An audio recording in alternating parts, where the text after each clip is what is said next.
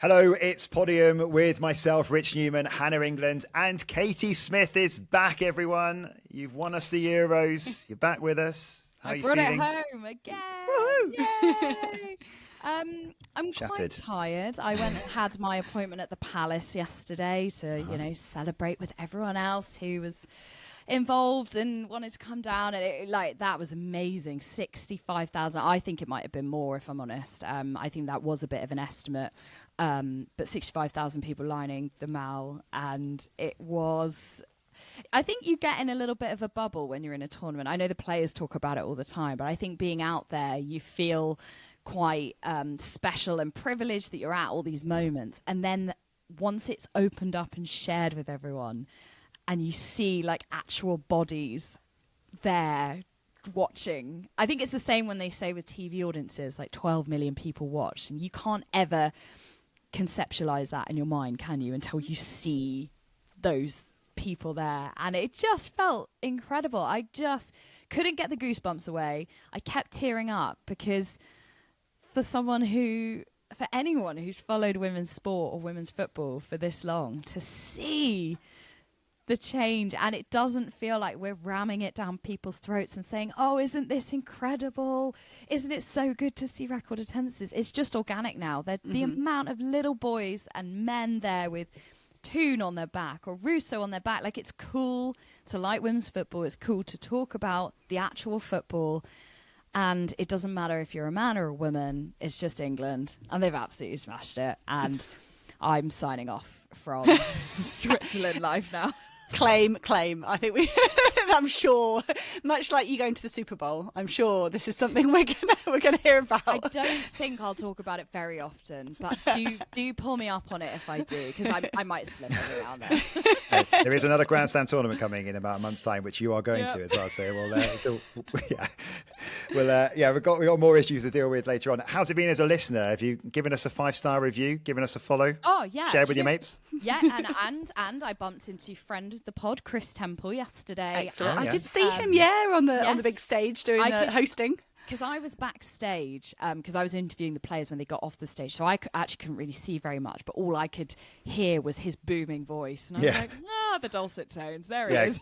Chris is another. So if you're not sure, like, Chris is another one of our friends and colleagues who also commentates for World Athletics and does lots of stadium announcing as well. He is the voice of Wembley, isn't he? And we are going to rope him into some previews, aren't we? Because he's on the team for Tokyo. So he'll be around. Yeah, you'll be getting used to Chris. He told me he loved our roundup episodes, so bodes well for today and what we've already done, I think. He loved Ryan Krauser as well. He said that was very interesting. Very good, and he said, personally, Katie, I'm very much looking forward to working with you at Tokyo. And I thought, I'm representing Podium here as a team, but I will take that individual. Thank you very much. Did he tell you about the fact me and him on a night out and I left my favourite top and it took me 2 weeks to go and find it? No, that was that was about 6 weeks ago. Hang on a second, Hannah. How did you leave your favourite top? Were you not wearing it? That is a very good point to clarify. An overtop, a cardigan that went over. Yes, thank you, Rich. Reputation is everything. Yeah, absolutely. I mean, we drank way too many cocktails, but yeah. And ended up leaving without your top. Yeah, so he absolutely needed qualifying. Oh dear, looking forward to Tokyo. Yeah, so Katie said like a really busy month and finally back home. I think you're celebrating by getting a car MOT today, Katie. So that is really so wild. Great. Yeah. Well done. And I've already delayed our recording because I left a cable in London that we needed, and I do feel a bit all over the place. So you two, good luck for buckle in. Next half an hour.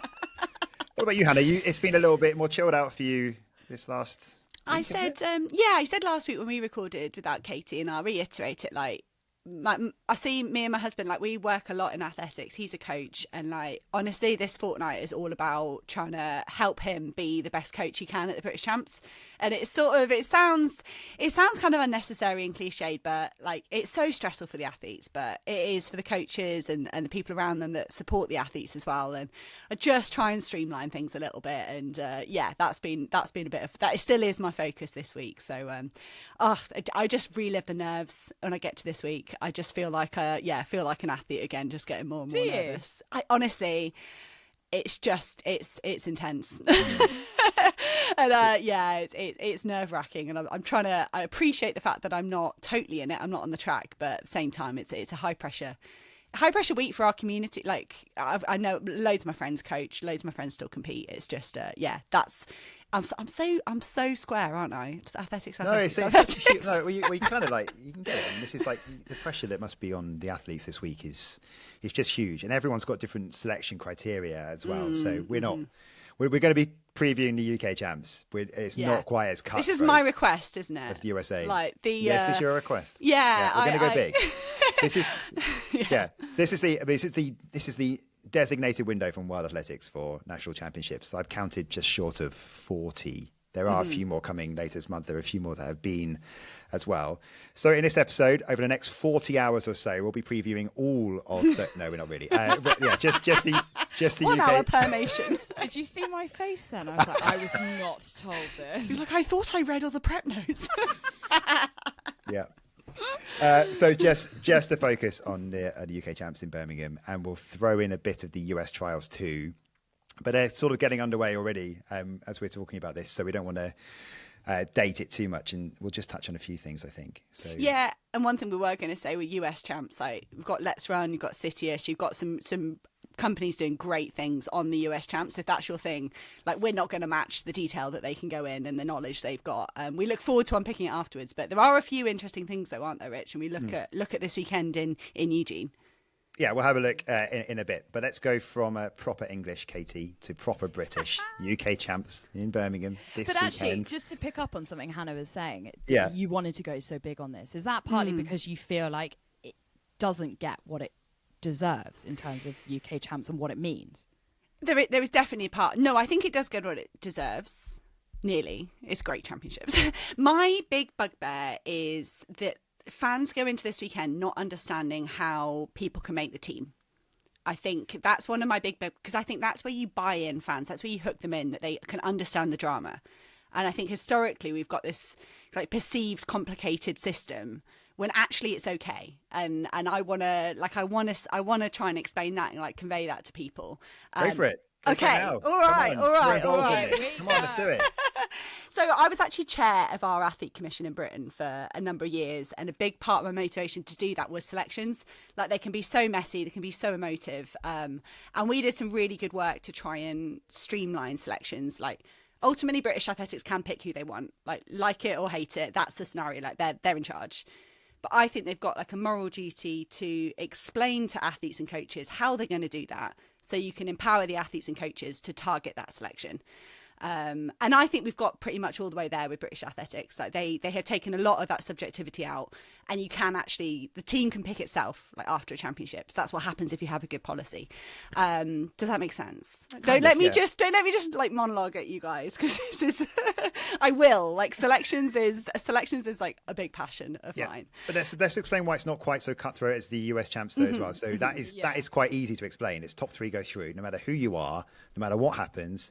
If you can't turn up as well, you don't got to get a medical exemption. You're just not going in, right? Yeah. So that is what happens in US championships. We've seen people like, before we come on air overnight, Fred Curley, for example, can't do the US champs. He will not be at the World Championships. He's had a bit of a rocky year anyway. I think it's fair to say, and he's sort of explained that himself. But that's not the case here. There are some mitigating factors that will allow the likes of Keely Hodgkinson, for example, if she proves her form of fitness, she will be on the plane.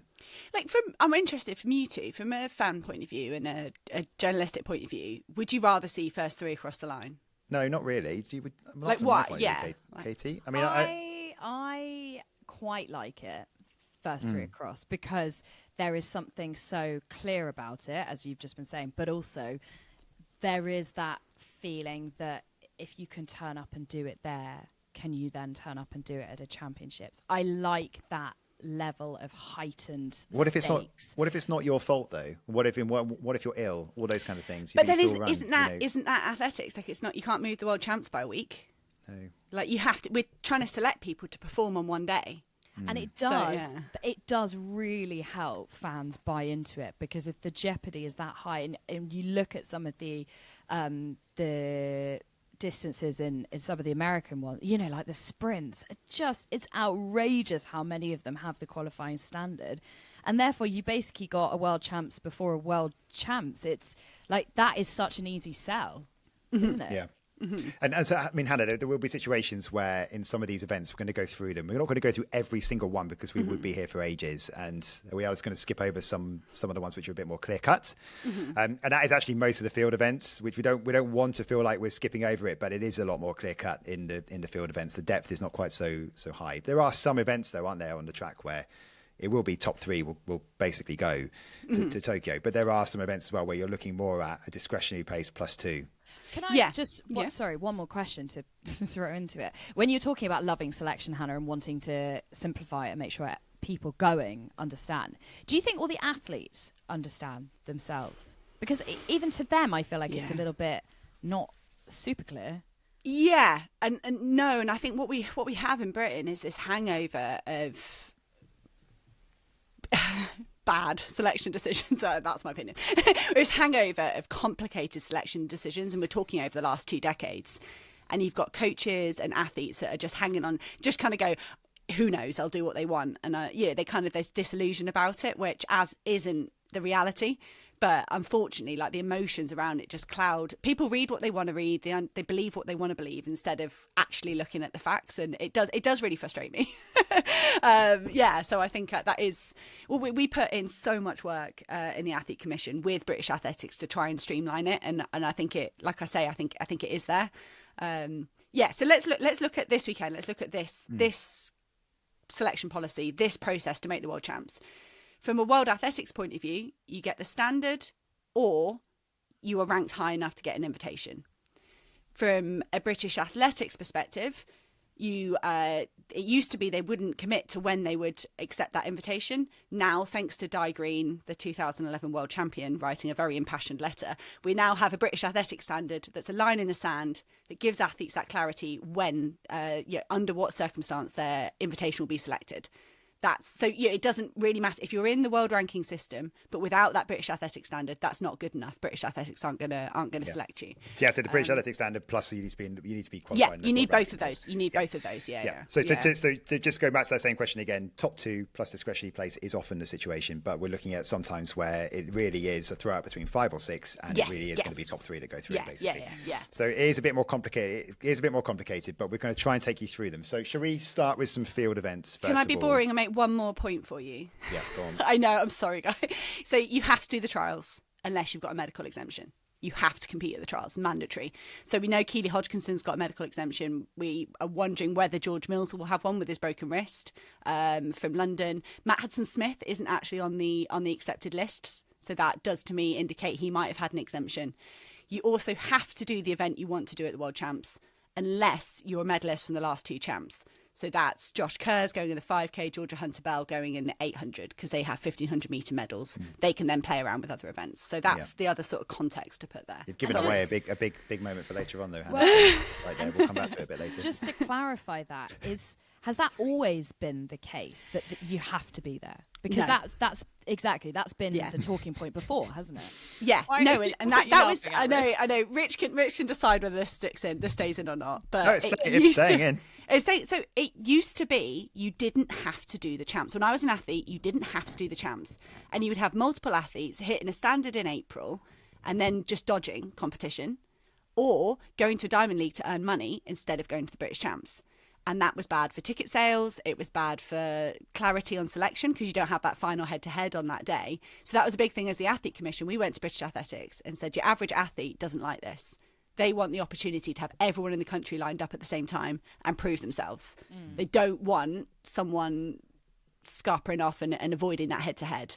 So that's why the only way you can skip the trials is a medical exemption approved by a British Athletics employee. And by that's, their again, doctor. Where I would go back to the American trials, final point, being good because it built that tension and that drama. No one could escape anyone, and you weren't too big for the championships. And I think that's sometimes been the perception of UK. I think because we've gone round and round in circles with all the different things of what we used to be and what it is now and what other people are doing. Yeah. Just summarise for us, Hannah, in just do your best. I'll try. 2 or 3 bullet points, Chat literally GPT just what it is. Summary. Yeah, ChatGPT it. Come do the trials in the event you want to get picked, unless you're Olympic medalist. If you're in the top 2 with the World Athletics standard, you're gone. yeah, that's it. You're on the team. You're sorted. It gets complicated after that. But like that's the simplest way to qualify. Is that my time up? Brilliant. Okay, right. So it happens. So it all takes place this weekend, Thank Saturday and Sunday, Alexander Stadium in Birmingham. Tickets are still available, so if you can get along, there's some quite nice prices as well to get in with some kids as well. Like I think £10 for kids. I think maybe 20 quid for adults. They are tiered, but there's an opportunity to get along, and the coverage will be across the BBC as well. Okay, right. So field events, a lot more simple. Here, where should we start? I guess in terms of our leading, in terms of the British point of view, the leading contenders in the field, Morgan Lake probably, but even she doesn't actually have the standard in the high jump. But she's ranked very high, but the standard is tough, isn't it? I think she's got 197, her or the standard. The standard's 197. Yeah, just below it, I think. Yeah, she doesn't have it quite, but well inside the rankings quota and in fantastic form too. I would put our leading field contender as Molly Caudry. What do you think? Of course, yes, Molly Caudry. So we're starting with Morgan Lake, but Molly Caudry is these. We're quickly going with the ones that are shoe-ins, right? Sure. So Morgan's one. We know she's going. Molly is the other one. So one of our big contenders to win a medal at the World Championships. Other mentions, I guess that Lawrence Okoye and Nick Percy they're fine in terms of discus. Is anyone who are you worried about in terms of some of the bigger names that maybe need to pull something out the bag this weekend? Katie just mentioned Jazz. She's all sorted somehow, despite rupturing her Achilles. Yeah. How she's just gone out and nailed the standard is phenomenal. So that's Jasmine Sawyer's going through in the long jump. In the long jump. Yeah. We're trying to be clear to everyone that's joining us as new as well, so you can follow completely across this weekend. Yeah. Jacob Fincham-Dukes, he is okay. I think Jacob Fincham-Dukes was 5th in the long jump in Paris. But he doesn't have the World Athletic Standard. This is why the World Athletic Standards are crazy high, that you can have phenomenal athletes that fall underneath that. So that Morgan Lake's a great example of that. And Jacob Fincham-Dukes, they're fine ranking-wise, and they've got the British Athletic Standard. I think that's it in the field. Like Scott Lincoln's comfortably in the rankings and has the British Athletic Standard. I think the big one from the field for me, you've got someone like Divine Oladipo.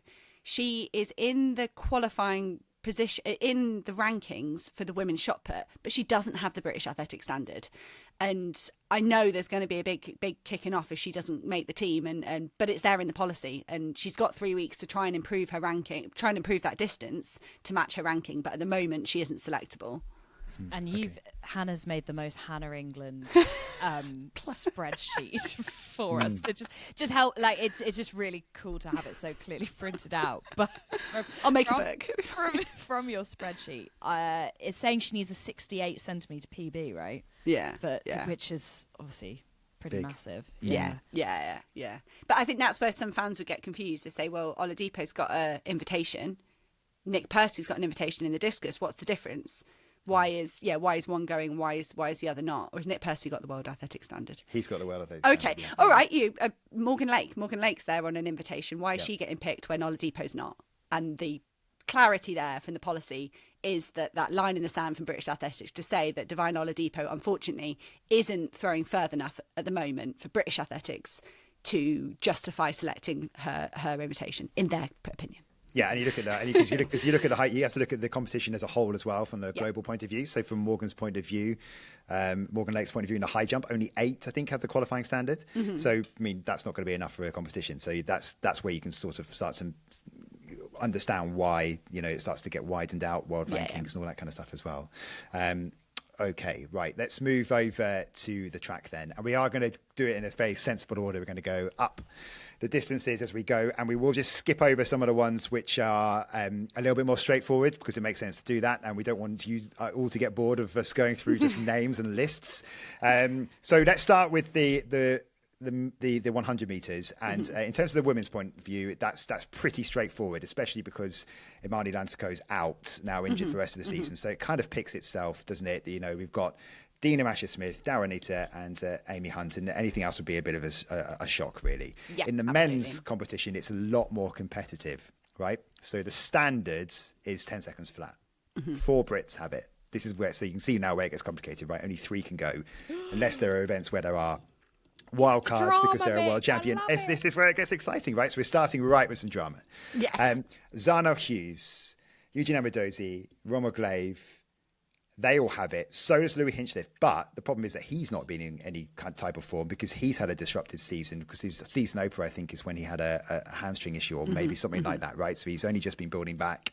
He's not looking anywhere near the shape that he was in last season, this time last year, right? Yeah. So only 3 can go. And then on top of that, Jeremiah Rizou, friend of the pod, the world and European 60 meters champion from this year, from just months ago, doesn't have the standard yet. He only dipped sub 10 last season, didn't he? And he was talking to us about how he has to do it more consistently. And now, unfortunately for him, he's run out of time, and this is crunch time now.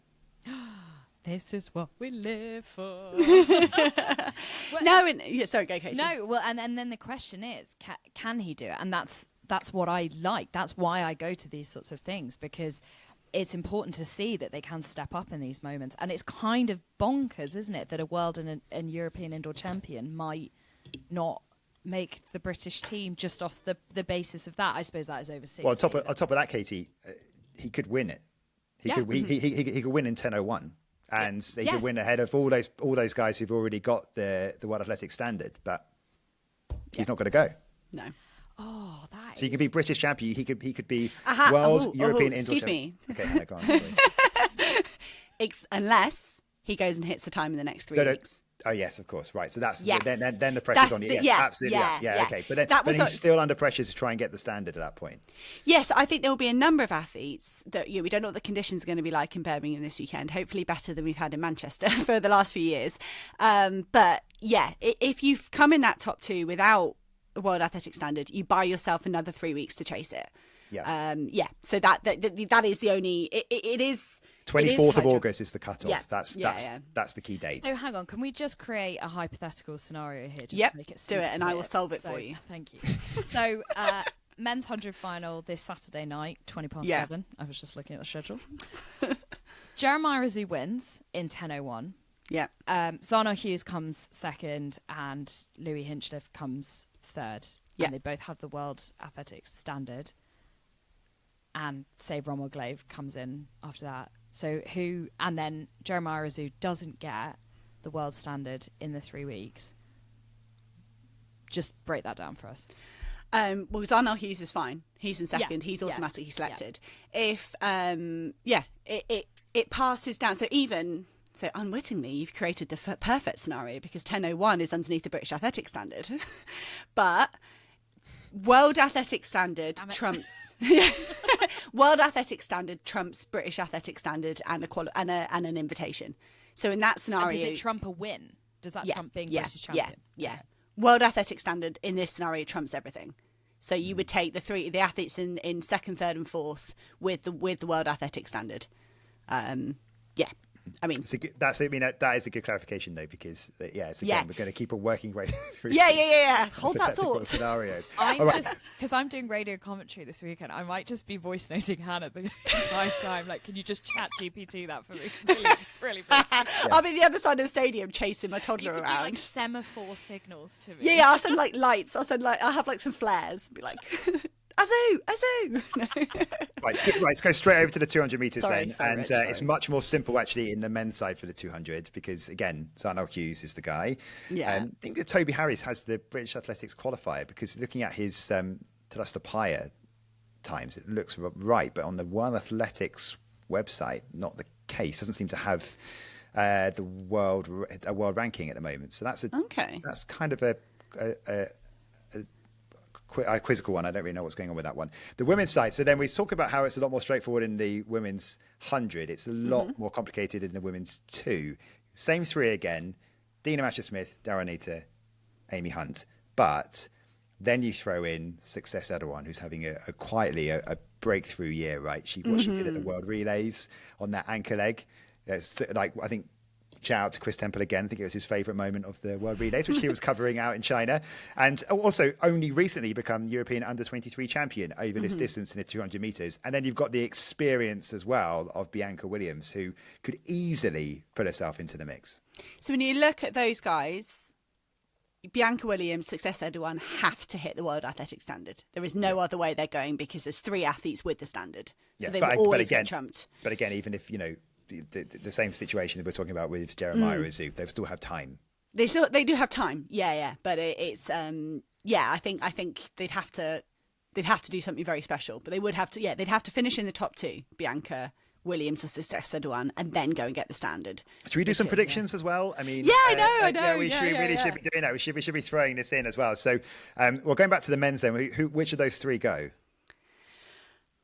In the 100. Men's 100. So we moved on too quickly from that without doing a prediction. So I think Azu cracks into the top 3 and hits the standard in the next 3 weeks.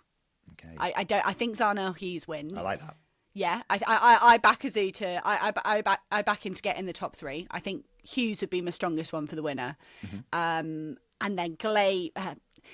I think it'd be very tight between Ahmadazi and Glaive. I think Ahmadazi's been really strong at the British Champs in the last few years. He feels he's good in that environment. There you go. What do we think about the women's 2? Do you think Success Erdogan can maybe?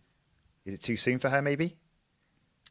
Yeah, I wonder. I'm always so surprised by Bianca Williams at these sorts of champs, and I remember watching her at British Champs either last year or the year before when her little son was there, and you could tell she was just not expecting anything from it. She just wanted, him there watching her, and then when she got it and the time, and like everyone around us was so stoked, and her little boy was just like.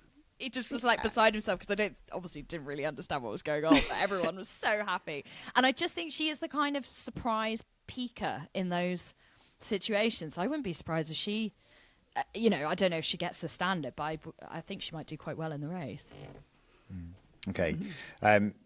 Just to flag as well, there are, before that cut-off of the 24th of August, there are 3 more Diamond League meetings to come. Yeah. Obviously, there's a World Athletics Gold meeting as well. Yeah, Gulay Isfan.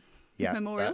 Diamond League wise, we've got Celestia, Lausanne, and Brussels before that cut-off, and then after that it's the Diamond League final, obviously. But at that point, everyone who's going to Tokyo is going to know. I think there's plenty of qualification opportunities. Yeah, I really do. There's plenty to chase in those 3 weeks. Yeah, for sure. Okay, moving up to 400 metres. You've already mentioned no Matt Hudson-Smith. We don't know what the issue is with him in terms of he must have a medical exemption, but unless there's a glitch in the system and he is entered and he is accepted. It was just I was like, oh, hang on a minute. Like, there's a lot. Basically, for those that don't know, there's a big entry list where you're going to get invited and you have to accept or decline your place. And Hudson-Smith is not on that list. So like you say, unless it's a clerical error or he's got like a little niggle, maybe. I think we last saw him at the Diamond League meeting in London where he was beaten by Charlie Dobson. So Dobson comes into this as the standout, right? And we already mentioned Toby Harris. He's chasing a quicker time. He's documenting that on social media. We'll shout out to Toby because he's from my club, Brian Phoenix. But how do you see this one playing out? And maybe we'll lump the 2 men's and women's together here because I think maybe even a bit more competitive even in a women's event, right? Because Amber Anning is the standout here. And then you've got Lavia Nilsson, Yemi Mary John, Victoria Orogu, Emma Pipi, Nicole Yergin. There's a lot here, actually. I think... men's wise, I think you can't forget about Sam Reardon as well. He was having a very, very good season, got injured at European Team Champs. So he might, if he's there, I think he comes in second behind Dobson. But if he gets a medical exemption, that'd be crazy if you've got Matt Hudson-Smith and Sam Reardon sat on a medical exemption. That makes that event very complicated for whoever does come in the top 2. But I think Lewis Davies improving as well. I think Lewis Davies getting faster with every race. So I might look at him to get to get in that top 2 in the men's 400. That'd be my I think Charlie Dobson, Lewis Davey in the men's 400, and Watch out for Toby as well, Toby Harris, because of his. He's having quite a lot of fun on Instagram, throwing shade on every single person in the that's on the entry list. Is he? Yeah, it's really good fun. Just go and check it out on Instagram. It's really fun. He's just having fun with it. Like it's all very, very tongue in cheek, but it's really good fun. And it's just basically just a story for each of his competitors. Just saying, really? Like, yeah. Beat you at English schools. This is a look of me after I've done this sort of thing. Yeah, it's really good. Yeah, it's good fun. Very good. Is that what you were doing after you said you did a horrible session this morning, Rich? It's good actually. That's the thing. I actually like feel a quite good good. horrible. No, I feel quite good okay. about my running for the first time in ages after injury and COVID. So yeah, It's just the picture you sent us was. Yeah, there's a did a marathon pace session this morning, and it was quite a big session. I guess like over 11 miles in total. But yeah, there's a picture where one of our group is actually leaving. She's leaving. She's moving away to a different country, and she's a big member of our group. And a big picture next to with a sea in the background in this photo. But there's 4 photos, I think. And in 3 of them, my head is in my hands. And it's absolutely broken. Yeah, it's not great. Ruin the photo. Anyway, this is not about me. So that's the men's 4. But the women's 4 is tighter, isn't it? Yeah, it's exciting, isn't it? The women's 4. Like, as in when I was going through prepping for this, and you just look at those events where, and we'll go on to the more middle distance, like the depth is so exciting. But actually look at some of these and you think, like the women's 4 is sort of sneakily quite deep for GB, isn't it? Like I just feel like I've not really thought about it for a while. But you're right, when you mentioned all those names like Amber Anning and Victoria Hurugu, and you got Pippi and Lavia Nielsen, and I don't know how four of them had the World Athletic Standard, and as you say, Hannah, that trumps anything for the British Athletic Standard. I think only who else is there? Emily Newman does, but she's not competing in the 4, so it's because she's obviously she's in the hurdles. So 4 already have the standard. So and you know there could also be a surprise that anyone else could sort of hit that standard as well. But this is the beauty of making the trials mandatory. Yeah. You're getting all 4, because Amber Anning could say, well, hey, I'm an Olympic finalist, I'm world indoor champion, I'm going to duck out. But no, she's got to turn up and she'll be like a benchmarker for everyone else. And yeah, I would, you look at a race like that and it does turn into a top 3 scenario for me. Of course we can get a shock, but I would think you've got 4 people with a standard. The first 3 across the line could all have the standard. That's it. Bish, bash, bosh. You can't complain about it. You can't ask for a rerun. It's happened. Which I love. Yeah. Brighton's Amber Anning as well, just to keep on the 400 is there's a particular strength of Brighton athletes at the moment. And we'll come back to George Mills, who's Do you also ever run Phoenix. 400s, Rich? Nope. We're in. This is not Rich's comfort zone. This segment in the sprint. Absolutely not. Is it yours? I mean, more than yours. Yeah. I back myself even right now to have you in a 400. I reckon. Yeah. Okay. Haven't even asked me. You're all power. You're all power. You'd have both of us. You'd be gone. Thanks, guys. Moving on. Give her a football. She knows what happened. Yeah. Okay, so the men's 110, the women's 100 meters hurdles. Talia Jora needs a significant ranking improvement. Yeah. And so may not have anyone going to Tokyo in the men's. Women's wise, again, no Cindy Sember, who's been a standout for many a year, but she's not competed this year. She's not on the entry list either. So we'll move on from that for now. So the 400 hurdles, this is a bit closer again, right? Mm-hmm. So again, we're talking about quiet breakthrough seasons, and Seamus Derbyshire is one of those that no one's really talked about. We've got Alistair Chalmers, who's looking better and better each week. Yep. I'd say. Tari Donovan, also within the standards. Josh Folds, just outside of it. Mm-hmm, mm-hmm. So what do we think? I love when you talk about athletes like throwing shade at each other. These guys have started, there's been a bit of posturing going on, like totally tongue-in-cheek posturing going on with the male 4 hurdlers since like April, because they all just started running well. Josh Folds, I'm not sure whether he's fully healthy. I don't think he's competed for a while. I hope he is, because he's definitely capable of that World Athletic Standard.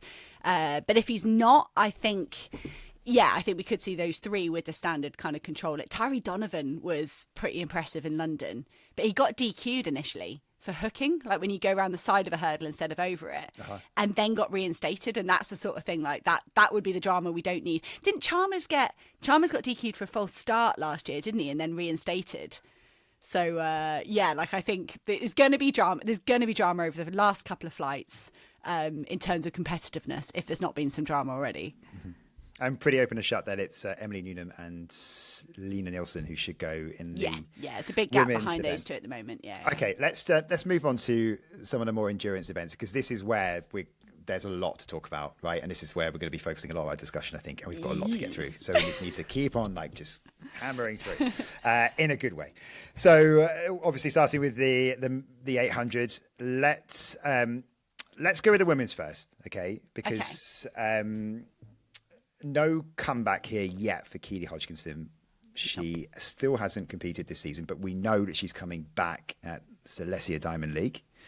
So just a little bit early here, probably not the right situation as well to throw her back in through rounds and all that kind of stuff. So no question that she goes as long as everything is fine, fitness-wise. As long as she wants to go, as long as her and her team want her to go, she gets picked. And we need to see how, literally in a race situation, how she holds up, right? Because it's the first, she's not competed all season. Let's just assume that's all spot's good. Done. She's gone. So there's 2 more to go. Now, lots of discussion, especially from you, Hannah, in the last few weeks on this podcast on whether Georgia Hunter-Bell will double up in Tokyo. She's entered. Shut up about it. I know. I'm right. So she is entered into both the 800 and the 15 at Champs, but they're only half an hour apart. So we always knew that she was never going to be doing both of them. Well, we have an exclusive for you because this week we have recorded an interview with Georgia Hunter-Bell, which will go out in full next week. But this is what she told us about her plans for Birmingham. Over the last few weeks on this podcast, Hannah is absolutely convinced you're doubling up in Tokyo. What's the plan? Good question. Well, I first of all would have to earn my place in the 800. So I believe with the criteria, I should be able to go for the 1500 meters, having a medal and having shown form this year. But I would have to come top 2 at British Champs in the 800 meters to be considered for that spot. So that is the plan for this weekend. I'm going to be doing the 800 meters at British Champs. And then I'm honestly not sure. I'd actually love your guys' takes of what you think, because in an ideal world, that would be so amazing to be able to do both and to do well in both. The schedule definitely accommodates for it. So 1500 meters is first, and then there's like multiple rest days in there before you get to the 800 meter final. But I just don't know if trying to do both could scupper you for chances of medal across 2. I almost wish that 800 meters was first, because I actually think that's the one I've got a better chance in doing really well in. And so I'd almost wish I could just do that one, do the best I possibly could, and then do the 15. But there's a chance I could do the 15, come 5th, running 3:51, because that's just where the event is. And then that's completely knackered me out for the 800, and I scrape the final and end up coming 6th because I'm exhausted. So that's what Georgia is going to do in Birmingham. I guess you kind of could have assumed that she would have gone for the 800 because she should be pretty safe for the 15. So it's all good there. But what do you think, Katie? It does feel like the discussion's fascinating. So listen out next week, because even whatever happens this weekend, I don't think she's going to have made a decision about what she's doing in Tokyo. The feeling is, the vibe that I think Hannah and I were getting is, love to do it, really wants to do it, could medal in both, but would there be in a situation where one jeopardizes the other in terms of in terms of her chances, and that maybe the order isn't quite what she'd like as well in Tokyo in terms of the order that it goes? Yeah, I wasn't available for this chat, was I? And the first thing I took from it was I just really loved it, like with genuine interest. She was like, what do you guys think I should do? I love that you want our opinion. Well, Hannah's opinion. Hannah's opinion, yeah, absolutely. Yeah, not ours. Wow. Yeah, she's very, very polite, but we've already talked about me not doing the 400s. I'm not doing many 800s either. I think you can hear the quiet ambition and confidence in the way she talks, and I totally read it in the same way as you guys. I think she doesn't want to overdo it, and I mean this talent in the 15, well, in the 8 as well, but just what she's up against right now. And I suppose if you've never done it before, Hannah, you can talk to this much more than I can, obviously. There is the unknown, isn't there? And you can have all the ambition in the world, but if you don't have it in your legs, or you don't have the experience of it, then it is different. I think I've come around to probably the same as you. I think I would like to see it. I just wonder if this is the year to try it. And I'm not saying that a World Championships isn't important, of course, but we saw what she did in Tokyo. We've seen what she can do in championship rounds. It's such a shame, really, at British Champs that you couldn't do both, because I think the finals are half an hour apart or something, aren't they? When I was having a look. I think she is the kind of athlete that can do it, and I just like the way she's talking about it as well. I just hope she backs herself to just give it a go. What I can't figure out is like whether, like, as a fan, I want to see her do both, or whether I think it's genuinely a good idea. Like, like my like desire just to see it, my curiosity is probably clouding my like. Who else globally right now is going to double up? Do we think at Worlds? Is there anyone? No, I mean you'd have the 5K double crew. Yeah, but I mean, less so the 8 and the 15. Yeah, Mohamed Attawi might for Spain. Okay. Yeah. And it hasn't. Yeah, it's never been done in a World Championships, right? In terms of doubling up gold medals, I don't think it has. In terms of doing it has in the Olympics, but not in the World Championships. I think. Yeah. Let's double check that, but I think that might be the case. But obviously, there's a lot of discussion going on about. Can we do a whole episode on Georgia Hunter-Bell's perspective double? Can we get Kelly Holmes on? Yes, I'll do it. Yeah, do exactly. It. Well, Cool. and in that episode, she'll talk about the fact that she has been talking to Kelly Holmes about this. So I mean, Back on track. She also, let's get back on track because this Okay. is something to talk about. This is something to talk about, I think, next week, right? So once the she race has is to out of the make the way, team. She has and to the make the team. chances of what she can do at the World Championships, that's a conversation for another day. So about doubling up at the champs, but we know she's going to go for it at the 800. She is the second fastest in the world over 800 meters this year. So it seems like the right decision because of the fact that she is a Paris Olympic medalist. She's fine in the 15. So that's that. So that's what George is going to do in terms of and then we've got know that Keely's got her discretionary place. And let's assume that Georgia Hunter-Bell goes through then. Other contenders, no Phoebe Gill, unfortunately. She's out for the season, not been around this season anyway. A big shame for her, given her breakthrough last year. So do we think Georgia wins this? Keely goes through, and then in terms of who gets third, so talking about other people that could double up, Gemma Reekie, for example, Katie Snowden could. Yeah. But I don't think they're going to. So also in this, Abby Ives, Izzy Boffey. A difficult one for you to comment on, Hannah. Husband coaches both of them. Yeah. Should we leave it there? That's the contenders. Okay, so it's set. You're well gonna hate set up. me. You're gonna hate me, Rich. There's like a quirky scenario I thought of last night. If Georgia Hunter-Bell wins the Diamond League, we get 4 women. Goodness. We get 4 spots. Yes. If Georgia Hunter-Bell goes all the way through to Zurich and wins the Diamond League 800, then we can take Georgia Hunter-Bell, Keely Hodgkinson, Gemma Reekie, and another. I know. And then we can take half the final in Tokyo can be British, and then we'll do a clean sweep. and all the medals. Yeah. Just Why are you bringing this up now, Hannah? Not in the all the conversations we've been having in the last few days about getting ready for this. You want to Because just it came to her in her strange did. selection haze last night. okay. Well, Georgia. So just looking at the standings for the 800 meters. Okay, so Georgia is 6th in the standings for the Diamond Isn't League it standings. first across the line in Zurich? Yes, it is. Yeah. Yeah, so Just she trying, but she's not qualified for the final yet. Yeah, but she will. I know she will, but I'm just saying And she then she's hasn't going to win yet. it, and then we'll get 4 women in. 4 women in Yeah. Tokyo, and it'd be freaking awesome. There are only 3 qualifiers, I think, so far for the 8. So Ali Wiley, Siki Takuma, Halima Nakai. So they're all 3. And okay, that's a good Sorry, point, Hannah. sorry, That's side one to note. think there. Okay, all right. So that could add some more interest. Thank you very much. Thank you very much. Yeah, very good. Okay. Am I the men's- biggest geek in track and field? That's the question. without Yeah, a doubt, thank you. Thank you. Yeah. Men's 8, and let's do this one quite quickly because I'd like to focus more on the men's 15, and there's Yes, sir. crossovers here, obviously. So really good mix here, but yeah, it's a difficult one to skip over. 6 have the standard. The worst ones. Oh goodness me, yeah. Elliot Giles, because we're going to do a very similar conversation about very similar people in a minute. Elliot Giles only accepted 15, so Okay. he's not going to go in the 8. Jake Whiteman is running the 15 and doesn't have the 800 World Athletic Standard. Yep. Okay. Max Bergin leads the way here, right? And Yep. he's a strong front runner, so you expect him to go out and hit this. Now, the most interesting part of this, so the 6 that have the standard does not include Ben Patterson, who neither has a standard or the ranking points, Yep. even though he is a world medalist. Yeah. And he hasn't been in fantastic shape. Yeah, so what he does- has some struggles. So this is a massive weekend for him. And because he has to hit a time. There is no... He has to have a world athletic standard. There's Yeah. no backdoor option here for Ben Patterson.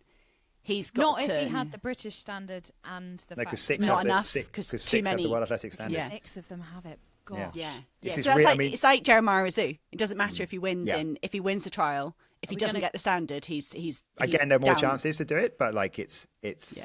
a really tricky. This is what you said earlier on, actually, Hannah. You know, you're talking about your nerves going into, like, just as a fan, you know, someone attached to the sport. Really, it's the pressure on some of these athletes to deliver in the next. I mean, this is what you train for, right? But the pressure is just so big. Does it not just make it easier though? In some ways, if you just know, You know what you've got to do, Yeah. sure. But you still got to do it. That is important, Katie, because I think then you can really latch on to what you've got to do. And that's what we haven't had in the past. You have this sort of thing like, oh, do I go run one off fast time? Do I make my ranking higher? Do I make my head-to-heads? Like, no, like Ben Patterson knows he has to run the standard in the next 3 weeks. And in my mind, he's got to be top 3 this weekend. Like, because Max is performing so well, Henry Jonas is performing well, Ethan Hussey, Justin Davis, Callum Dodds, I think Ben Patterson has got to force his way into the top 3, and then he's got to run a world athletic standard. But there's a big opportunity there for so many of those men. I think it was senior debut for everyone apart from Max Bergen out of those names are just listed, and that just shows like the depth we've got. Who did European team champs? That might have been Justin, mightn't it? Justin Davis. But like, many people won't have heard of Justin Davis. Like, he is the real deal. Like, him in the last 60 is lethal. Henry Jonas, very hard to get around. If he's on the shoulder of Max Bergen, he's very good at protecting that position. Like, and the other point I want to make about this men's 800 that I'll be watching on Saturday, they won't all make the final. I say it now. I do not think you have the full complement of Bergen, Jonas, Hussey, Davis, Dodds. That's 6. I'm not sure you'll get all 6 of those through to the final when you look at the depth behind, which is brutal. Yeah, you can have someone left knocked out in the heats that's got a world athletic standard. But Bergen wins this one. Yeah. Okay. Yeah. Men's 15. So just staying on a similar theme, it makes sense to do this. So this is one of the big ones. Josh Kerr has a wild card because he's the reigning world champion. So GB can send 4 here. Whoop, whoop. Total. So Josh Kerr's running the 5, isn't he? Yeah. Correct. Yeah. So he's going to run the 5,000 meters instead. Now, George Mills, not sure if he's scratched from the race yet. As we record, we don't know. We've seen, he's posted pictures of him training. He's fractured his wrist, I think in 3 places. He is the fastest Brit this year. But does he get the discretionary pace here? So, I mean, he'll have the medical exemption, but Kerr with the wild cards, it does make it a little bit easier to maybe give George the place. That does help a little bit. But just to summarise who else we've got going in this, though. This is where it gets a bit controversial, isn't it? Because I know what George Mills has done this year, but you know, we were having this conversation right at the top of the show about whether we like how the US does it with the top 3. That's it. You go through. If you can't turn up, you're not going. If that was a situation with George, he'd be screwed here. Like he would not be going, despite setting British records in the 5,000 meters and being the fastest Brit in the world this year. He wouldn't go. So other contenders here, we've got Neil Gorley, Jake Whiteman, a former world champion himself, Adam Fogg, who's not raced 1,500 since June, but I think ran 800 meters last week. Yeah, decent 8, yeah. Yeah, it's Elliot Giles. Champs performer. Yeah. This is tough. This is really, really tough. And I wonder whether this is, because we're going to come to the 5,000 in a minute, because George is probably fine for that, because he'll get the place anyway. But the fact he maybe is not here, and that's not assumed because he's made of pretty strong stuff, is George Mills. I think the one thing you can say about him is probably his stubbornness to turn up. If he can turn up, if he can, he will. Can I ask a really dumb question? I don't know if this is more towards Hannah or Rich, but does it not really hurt running with a fractured wrist? How is he still doing it? That's it. And what if he takes another tumble? Right. That's it. That would mean you cannot risk doing any further damage at this critical stage of the healing. In my mind, George Mills isn't running British champs. I'm surprised that it's even a contemplation. As soon as I saw it, I was like, oh, he's out. And then when we saw him running, training. But it's also not his decision. The British Athletics medical team have to say, right, we agree that you competing this weekend will hamper your chances in Tokyo. Yeah, they have to. Yeah, they have to. Because this could change between us recording this and publishing it. Let's move away from whether he will or will not be there. But the fact that if he is, but let's just say if he is not there, which we are assuming is probably the more likely situation. What do British athletics do here? They pick the first two, and then pick George. So he's okay, do you think? Despite the fact that this is probably the strongest depth that we have out of all and those this is the crazy thing. Genuine medal contenders. You could have Jake Whiteman get beaten by Neil Gawley and Elliot Giles and miss out. And like that. But that's what happened last year, right? He didn't do the try. Yeah, that's why he was only had a spot in the 800 because we were too full up in the men's 15. But Unless they all run quicker than George. Yes. Yeah. Yes, you're right. Unless, who's got? Yeah, but none of them are front runners, are they? You're not going to get a front run out of any of them. But if they know what's at stake and they want to guarantee themselves a spot, then. But no. But then they'll all be like, "What's my best chance of getting in the top two?" It's a sit and kick from Gawley, Giles, Whiteman, all of them, and then they wouldn't go fast. And Fogg. Yeah. This is There's no answer. Neil Gawley. We need to see what happens first. I feel like Neil Gawley is like the most reliable in a British champ setting. Yeah. He's got the pedigree, and which is wild given that Jake Wyman's world champ. But I think Jake's only national championship title was when he then went and won in Eugene. He tried so many times and never won it. So he's only sitting on. It's like Neil Gawley's his kryptonite. Like it's like Scotland being Jakob Ingebrigtsen's kryptonite.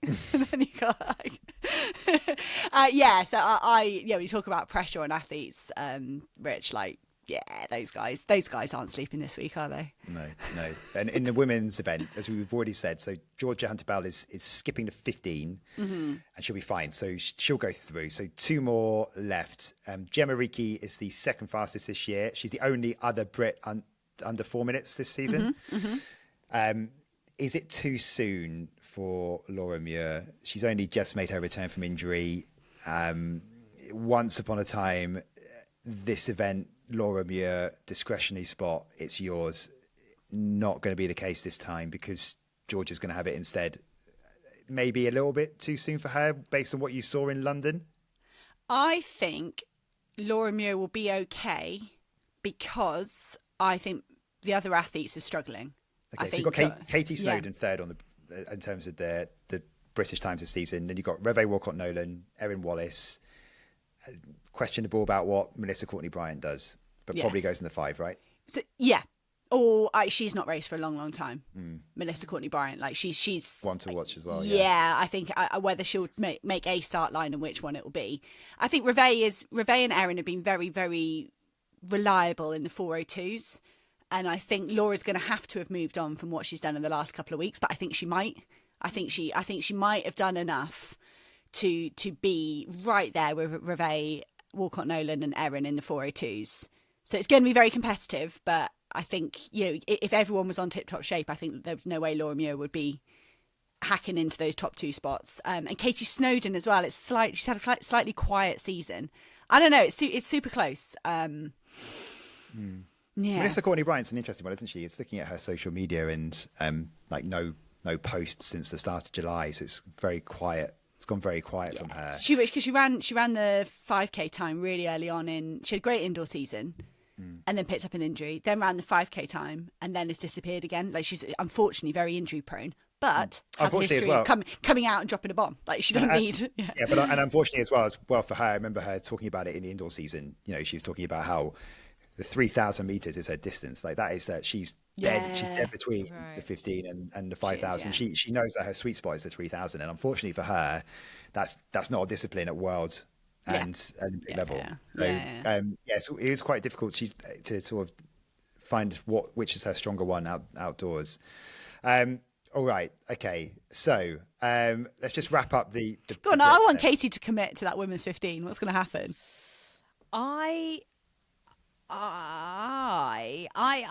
You were swaying me a little bit there on Laura Muir. I'm a bit worried about Laura Muir and where she's at. And I'm not sure she's going to have kicked on. But then that's the most dangerous thing to say about Laura Muir, isn't it? Yeah. And sorry, I'm getting muddled now. So Georgia Hunter-Bell is running the 15 or the 8? She was running 8. Right, okay. So you've got first 2 across the line, really, in that women's 15 are probably going to have the time. Did we... Sorry, No. Blame the Lionesses. Gemma Reekie is running which? The 8 as well. Okay, right. Yeah. Ignore me. I'm good. So, okay. I think Let's tune in. is going to win it. Tune in to 5 Live on Sunday. Where Katie will have her. She has no idea what's going on. Yeah. Okay. The 10,000 meters already done because we had that recently. So we could have Paddy Diva in the men's event, Megan Keith, maybe Callie Horgan-Thackeray, but I think she may be training for a marathon just based on what we're seeing on social media. She has a marathon place at Tokyo, but not sure she's going to take that up. There are obviously No, she's going to do that 10K and then do an autumn marathon. Okay, well, Tokyo we'll 10K see. for Callie. Okay, steeplechase, no men. Sarah Tate not far off, needs to find. No, 5 she's not. Sarah seconds. Tate, don't snooze on Sarah Tate. 5 seconds Yeah. when she's got Elise Thorner to run with. Like that, Katie, that's definitely one to watch. That final. Yeah. Like, Right, write that one down. yeah. Yeah. So take a go. This is actually my prep today, guys. Yeah. So like the depth, it's not quite the case in the same steeple. So let's finish with the 5,000 meters and men's. We can kind of brush over a little bit. George Mills, the only athlete with the World Athletics standard, with that British record, beating Mo Farah from Oslo. He'll go. Yeah. That's all fine for him. But do you want to mention a few? Hannah? Yeah, no, I want to mention Scott Beattie because he's got the British Athletics standard, the consideration standard, and he's only ranked 75th at the moment, would needs to get into kind of the top 40 in the world. But National Championships holds a big weight in terms of world ranking. So I think if Scott Beattie could win in underneath 13:20, that will do a whole lot to his world ranking. So he'll have done the sums there, Scott Beattie, and he might even be able to rope in some people to help him. Like that community, that 5K community, are quite close knit, and I wouldn't be surprised if we see Scott Beattie really improve that ranking and then have one more shot in the next 3 weeks, and he could join George, which would be lovely because it's a tough old event, 5K. In the women's event, this is another interesting one because I feel like the progression of Innes Fitzgerald has kind of thrown a spanner in the works here. So the World Athletics standard in this order, Hannah Nuttall tops it, then it's Innes Fitzgerald, then Megan Keith, then Melissa Courtney-Bryant. And we don't, like we said, we just mentioned her just now, don't know what she's doing, what she's up to at the moment, and whether she's going to be there. She has accepted, so we'll see. Keith, back to her best now. Maybe the leading medal shout based on what we've seen the last few seasons. We saw what happened in Paris and it was devastating for her. But I would put her top. And then Would you really? Yeah, I don't know why. I just got this. There's absolutely no logic to this at all, apart from the feeling. This is why Hannah loves previews so much. You know, she always says this to us, Rich. How excited. she previews more than reviews because she's yeah. like, oh, is that what you think? Well, let me tell you. Let me you're get my wrong. spreadsheet. Have you seen my spreadsheet? Yeah. So but only as we say, 3 people can go, and this could be a tear up. I think maybe. Yeah, Like to see it. Megan Keith, tough as nails. She once said, she's like, I don't really see the point in not going flat out. If I'm in a race and like what's the point? So a bit like Jess Judd can be a bit like that. So Megan Keith for me, I just think she starts dropping 255Ks pretty early on in a bid to drop Hannah Nuttall and Innes Fitzgerald. I don't think she'll drop them because she's not that much faster than them at the moment. And then Nuttall, for me, has got the best sprint finish. And I think Fitzgerald might get past Megan Keith for second. But I think then Hannah Nuttall just, kicks and wins. Okay. He disagrees. So let's leave it there for the British Champs for now. So it takes place Saturday and Sunday at the Alexander Stadium in Birmingham. Still some tickets available. Watch it on the BBC, and we'll be there, and we'll be getting some interviews ourselves. So watch out on our social media channels as well. So Podium Athletics Podcast will be sharing some of the best bits there. We'll be in the mix zone. So we'll be doing a full review, of course, next week, and we'll have some hot takes from that and see what's gone down. Let's just quickly touch on the US Championships, because there's so many other places we could have gone and looked at over this next few days. But the US Champs is the big one. It's, because the depth is so extraordinary, and we could go on forever here. And to some extent, I mean this in a nice way, some podcasts have, and they're the ones that you should really check out. So Citius are the ones who want a really in-depth, event by event, athlete by athlete, who's going to go through. There you guys. Okay, so go check out Stitch's podcast. Shout out to them. I mean that in a nice way. But let's pick out a few highlights, because there is some insane depth that we've been talking about where there's like 5 or 6 who've hit the entry standard. Let's just start with the women's sprints. And they need 100 meters. 29 have the entry standard for World Athletics standard, which is absolutely bonkers. It sounds ridiculous. So there's so much room for error. There's always a shock. Slightly dampened by the fact the wildcard system, because Sha'Carri Richardson already has the 100 meters wildcard, so she's going through. She's good. Melissa Jefferson Wooden has been the top American all season, but man, this could be anyone. The heats are exciting enough. And if a Navy Battle wins the Diamond League, they don't get 5 people, do they? You only get 4, absolute maximum of 4. That's a question for you, Hannah. Yeah, no, I think I know that. Yeah, I think, numbers, girl. I think you can't get 2 wild cards for one nation. So I even think it would pass down. I think Sha'Carri Richardson's wild card is the best one. And then even if Navy Battle wins, I think you could pass that Diamond League. But Okay, so I'm just trying to think. Yeah. Yeah. Okay, yeah. Sorry, again, being slightly out the loop, and I'm blaming Serena Wiegmann. Is Sha'Carri competing at the trials? And she's accepted. Right, okay. Yeah, but she's being cagey about it. She said, when she last raced, she said she might do it. Right. She said, I might do it. The other thing to bear in mind with this sort of system where you've got 29 women who have clearly shown the form is that if she does compete, but she knows she's already got the wild card and she's way off the pace, and we know her season's been a bit indifferent so far, that must mess with the head of the other athletes, Hannah, when you're there thinking, like, I've got your number this season and I appreciate you've been there and done it all before, but I might not get a place that is being given to you. I just think psychologically that's quite an interesting one. Yeah, or like should like in triathlon, like should that spot, world champion spot, be for a nation rather than for a person? Yes. Yeah, because that's what happens in triathlon. Yeah. You can almost win that ranking point for your nation, and then it gets passed on to whoever your federation wants. I mean, no, that's not what we do in athletics. But I think. But at least she's not. It's not like she's taking one of the 3 spots. It's an additional spot that's hers. She's not muscling in on the 3 per nation. Yeah. And it's pointless. It's pointless predicting from here, isn't it? I mean, apart from Melissa Jefferson Wooden. Do we She'll think go- she's 10:69. Is there any question over psychologically that she might struggle with any sort of pressure there? Do we think? Because she's still relatively new to that like big stage. I think she's. No, I think she's all good. I think she's riding that way. When you look at someone that's got momentum, like I think that's the most dangerous thing in sport. Seen it from the Lionesses. Like the most dangerous thing in sport is momentum. Maybe we should decide it on penalties. Yes. The shot put can be decided on a 60-metre race. And the 100 can be decided on a shot put. No. Oh yeah, I love that. Yeah. What an idea that is. To settle the photo finish by just picking any field event at random and seeing. Yeah. That'd be so Not good. the long jump though. That would be Something fair, to think about. We are going off on a tangent. That's for a quiet week. Yeah, that's for quiet week. Tiebreakers. That's for Christmas. Yeah, no more sharing of these gold medals. Yeah, No. yeah. Ridiculous. Let's get you over to the discus. Tamberi and Barshim doing discus. That's the content. That'd be so good.